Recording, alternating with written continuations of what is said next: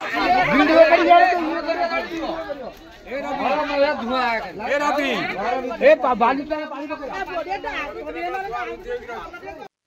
को संयोग होइथिबा विद्युत तार छिंडी पड़ी निया लगी जिबारु दुईटी बाइक समेत घरर आसबाबपत्र पुड़ी जाइछि। एपरी घटना घटी खोर्धा जिला बाणपुर ब्लॉक अधीनस्थ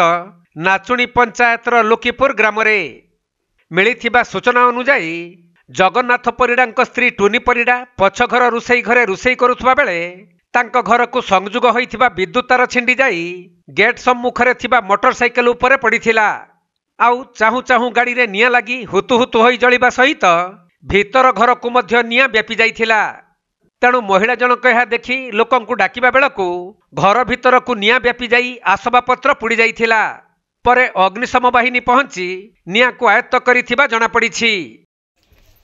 आउ कोन यदि फैमिली माने फैमिली ना माने कुरे सिर रहथिले से ना फैमिली सजो थिले ये तार जाय छै करंट रे जाबरे शॉर्टकट हेई की ए गाड़ी ऊपर पड़िला गाड़ी ऊपर पड़े गाड़ी ता जळिला आगो फास्ट गाड़ी ता जळला गाड़ी ता जळे परे निया जळी घर भीतर से फ्रिज कूलर सब पूरा सामान पूरा सब जळी जा अलका पूरा सब जळी जे पूरा किछ नै गैस सिलेंडर थला गैस सिलेंडर आ गुसिया नै छिंती अछि सेटा फाटिनी हो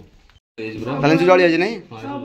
जळी आजे किछ नै घर सब फ्रिज कूलर सब जादला सब जळी फ्रिज जे टीवी भी सामान किछ नै ताले इम जळी आजे नै कि घरे थे घरे एक थे ना कि थले।